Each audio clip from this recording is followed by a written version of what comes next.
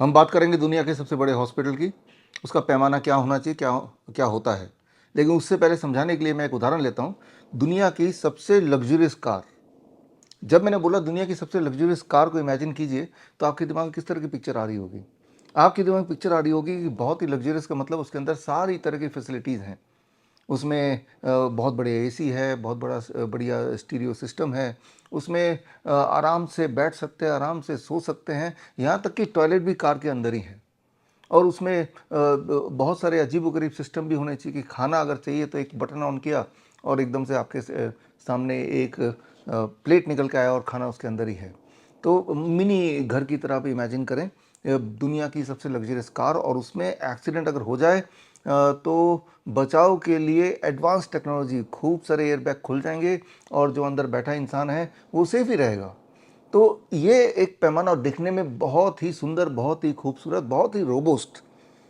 यानी कि अगर कार की टक्कर लग जाए ट्रक से तो कार का कुछ भी नहीं बिगड़ेगा। तो आप बोल सकते हैं हाँ, ये सारे पैमाना मापदंड पूरा करता है, मैं बोल सकता हूँ कि दुनिया की सबसे लग्जरियस कार है। बस उसमें एक ही कमी है, वो कार चलती नहीं है, वो रुकी रहती है। सारे लग्जरी फीचर तो हैं, बट वो कहीं से कहीं तक ले नहीं जा सकती। इनफैक्ट उसमें इंजन ही नहीं है। आप समझ गए होंगे मैं इशारा क्या कर रहा हूँ, कि उसका बेसिक जो मकसद, कार का बेसिक मकसद ये होता है कि एक स्थान से दूसरे स्थान तक ले जाए। और उसके बाद आता है उसके सारे बाकी लग्जरियस फीचर, वो कितनी बड़ी है, वो कौन से मटेरियल का बना हुआ है, कौन कौन से फीचर और भी एडेड है, वो सारे बात की बात है। अब आते हैं हम हमारे असली मुद्दे पे। दुनिया का सबसे बढ़िया हॉस्पिटल, दुनिया का सबसे बड़ा हॉस्पिटल, दुनिया का सबसे एडवांस हॉस्पिटल।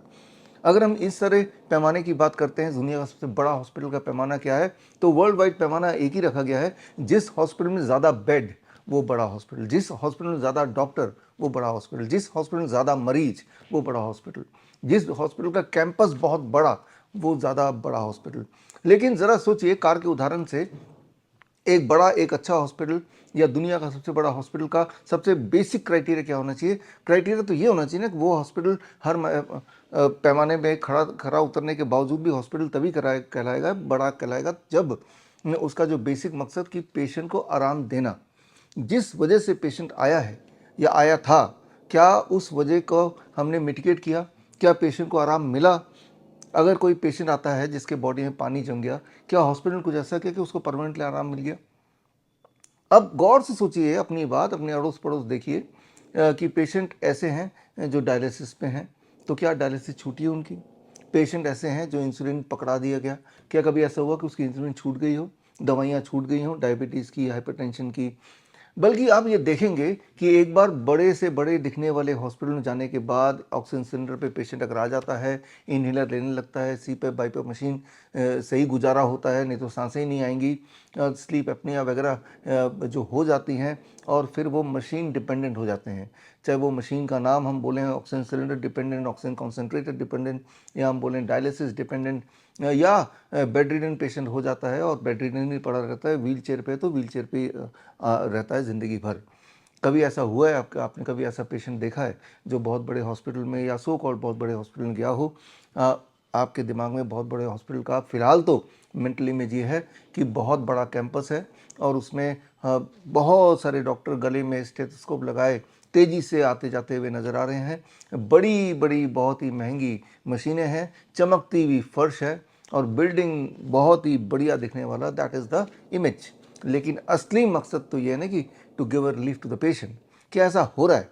क्या ऐसा एक भी पेशेंट आप दिखा सकते हैं जो पेशेंट गया हॉस्पिटल, जो भी बेसिक उसका प्रॉब्लम थी, उस प्रॉब्लम से वो पूरी तरह ठीक हो गया हो, थोड़ा बहुत रिलीफ मिल गया हो, इंसुलिन छूट गई हो, दवाइयाँ छूट गई हों, उसकी जो किडनी की प्रॉब्लम थी वो रिजॉल्व हो गई हो, अब कोई किडनी की प्रॉब्लम नहीं है, अगर ट्यूमरस ग्रोथ था तो वो ट्यूमरस ग्रोथ रिवर्स हो गया हो, अब वो ठीक हो गया हो, वो बेड रिडन था तो अब वो चल फिर पा रहा हो बिना किसी सहारे के, अगर उसके इन्हेलर डिपेंडेंट कर दिया गया था तो इन्हेलर से उसको छुटकारा मिल गया हो।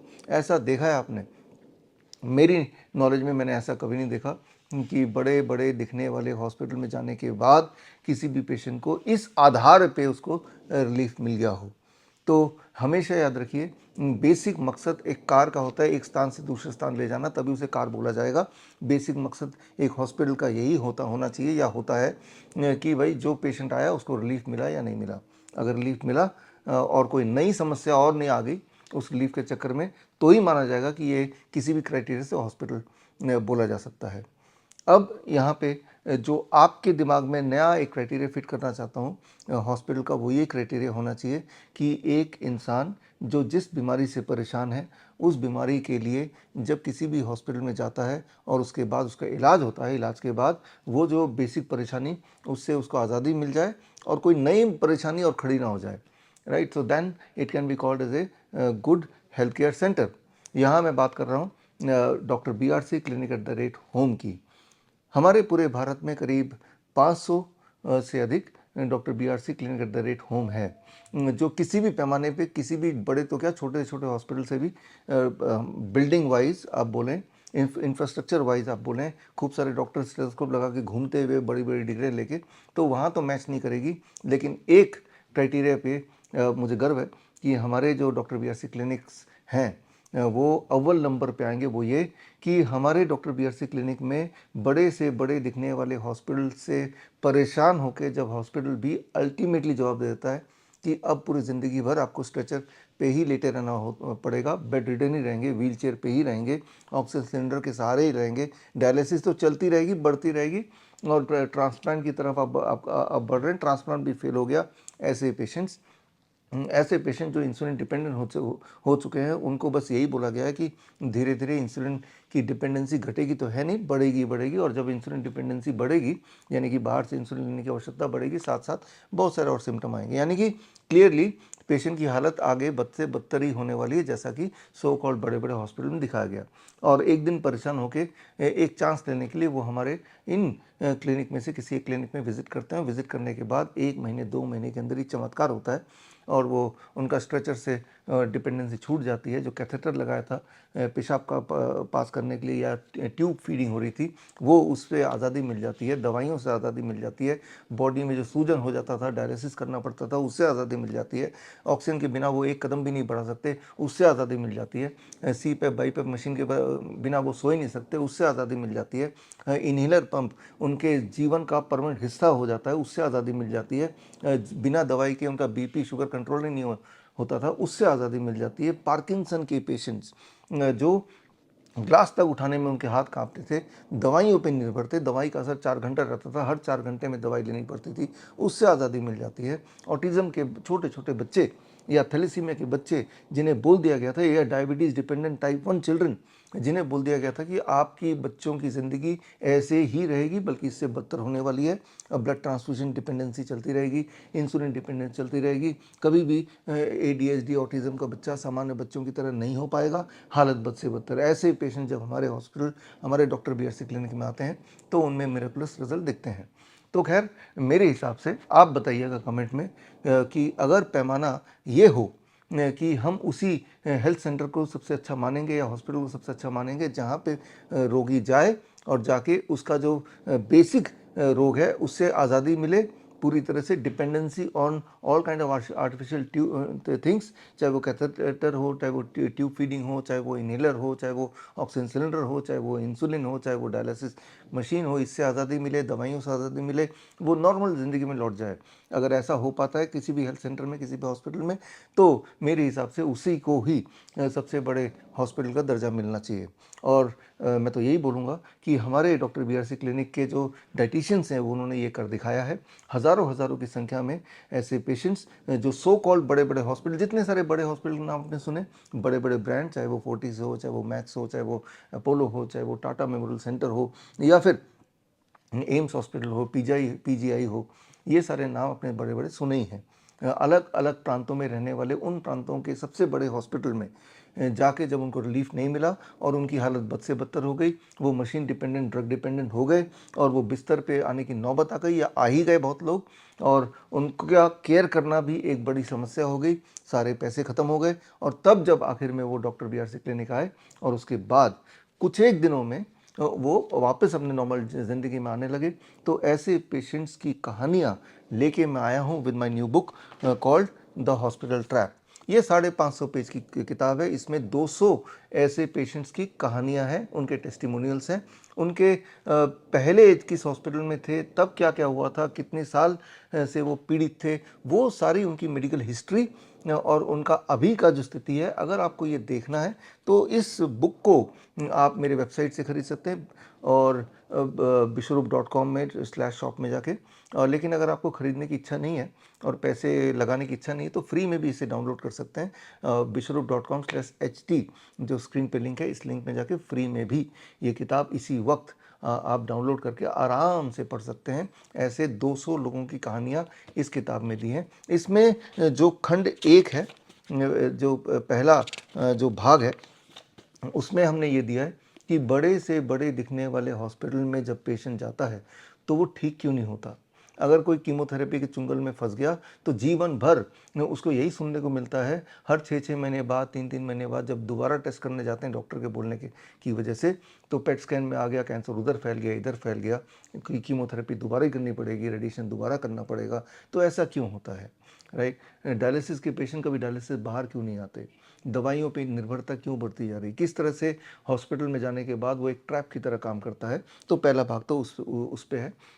खंड 2 में ऐसे 200 लोगों की कहानियाँ हैं जिन्होंने इस ट्रैप को, इस जाल को तोड़ा, डॉक्टर BRC clinic@होम में आके, और अपने आप को पूरी तरह से आज़ाद किया from 3 Ds, that is drugs, diseases and the doctors. यानी कि पूरी तरह से वो नॉर्मल हो गए। और ऐसी लोगों की कहानियाँ ही नहीं, इसमें अगर आप ध्यान से देखें, इस शुरुआत में यहाँ पे एक QR कोड दिया हुआ है, और इस QR कोड में जाने के बाद आप इन लोगों के वीडियो टेस्टिमोनियल देख सकते हैं, इन लोगों के पूरे पहले की रिपोर्ट, अभी की रिपोर्ट देख करके, और उनके पूरे रेफरेंसेस दिए हैं ताकि आप खुद जांच कर सकते हैं कि ये रियल पेशेंट है या ये हमारे डाइटिशियंस की मनगढ़ंत कहानियाँ हैं।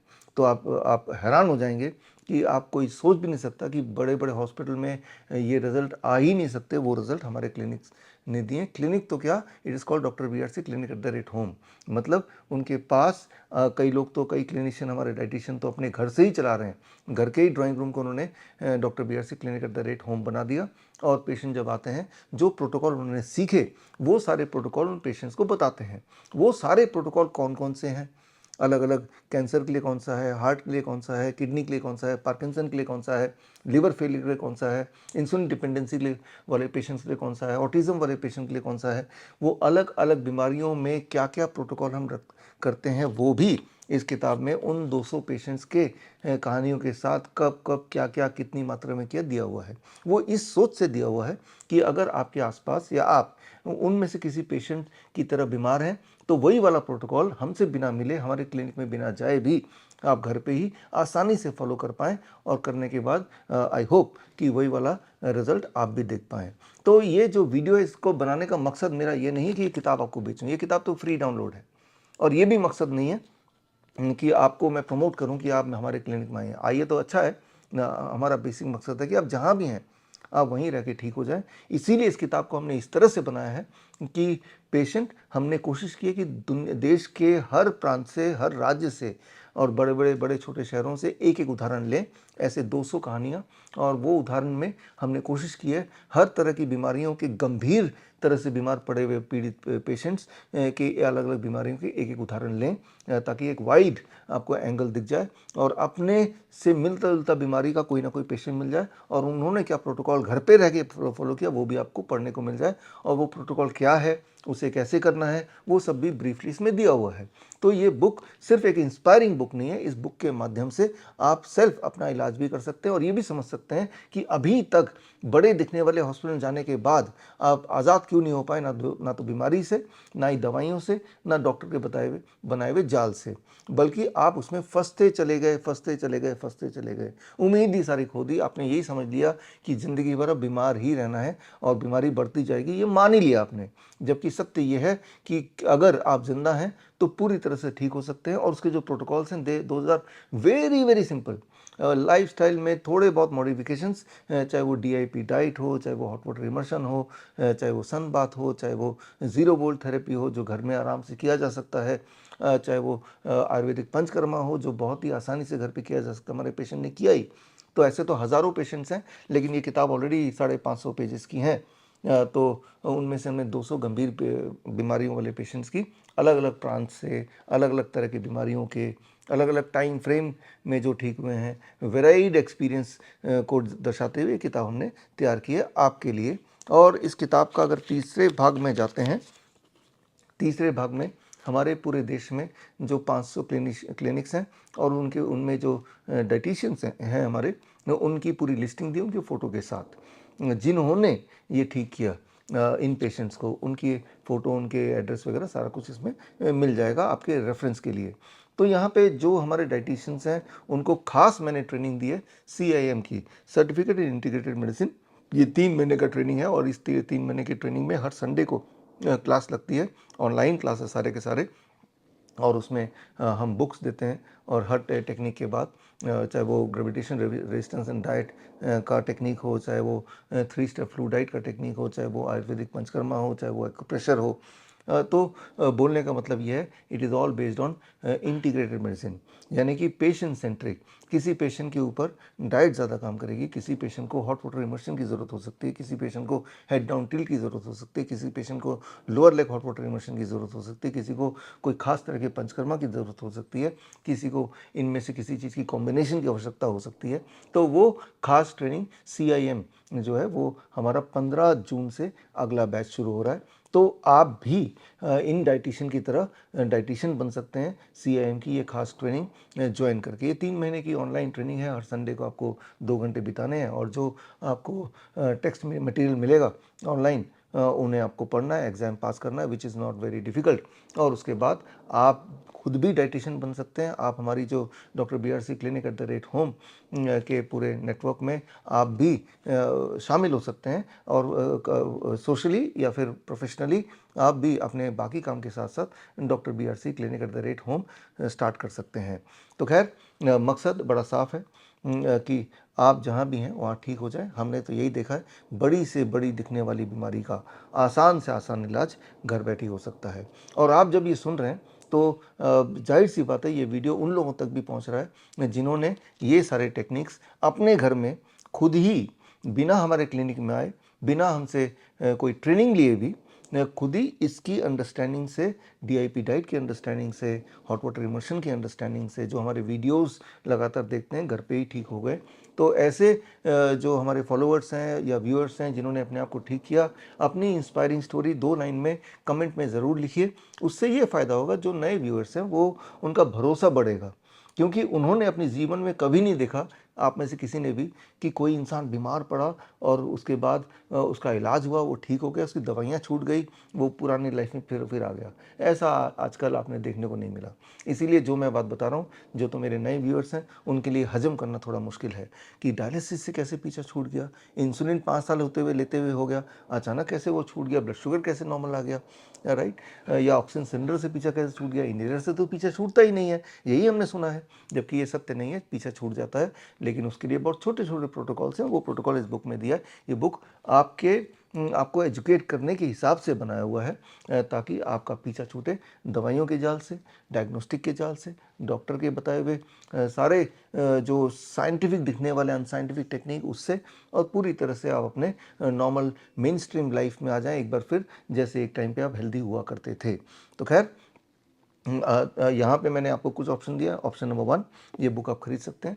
ऑप्शन नंबर 2, इसका फ्री डाउनलोड कर सकते हैं और अपने आप को एजुकेट कर सकते हैं। ऑप्शन नंबर 3, आप हमारे डॉक्टर BRC क्लिनिक विजिट कर सकते हैं। ऑप्शन नंबर 4, आप CIM का ट्रेनिंग जो कि 15 जून से शुरू है उसे ज्वाइन कर सकते हैं। और ऑप्शन नंबर 5, इसी तरह के और वीडियोस को आप coronakaal.tv में जाके देख सकते हैं और अपने आप को सेल्फ ट्रेनिंग फ्री में कर सकते हैं। तो याद रखिए, एक ही तरीका है अपने आप को हेल्दी बनाने का, वो है अपना डॉक्टर खुद बने। अपना डॉक्टर बनना ही पड़ेगा। अभी ये जो चल रहा है, इट इज़ कॉल्ड कलयुग, यानी कि यहाँ पे अगर आप सोचते हैं कि आपका हेल्थ का ध्यान कोई और रखेगा, कोई हॉस्पिटल रखेगा, वो कभी होने वाला नहीं है। वो हॉस्पिटल ना होके वो ड्रग डीलिंग सेंटर बन गया है। दवाइयाँ दवाइयाँ दवाइयाँ दवाइयाँ, profit and profit and profit, और पेशेंट की हालत बद से बदतर बदतर बदतर। आसपास देखिए, अपने आप को देखिए, याद कीजिए जब भी हॉस्पिटल गए उसके बाद का एक्सपीरियंस क्या रहा आपको।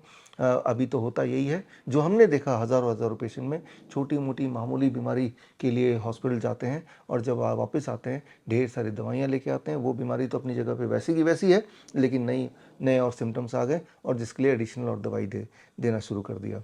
तो यही सारा होता आया है। इस सिस्टम को ब्रेक करने के लिए आपको अपने आप को एजुकेट करना ही पड़ेगा और the first step comes with reading this book. I hope कि ये बुक आप पढ़ेंगे और इस बुक के जानकारी से आपको मदद मिलेगी अपने दुख और दर्द को थोड़ा कम करने में।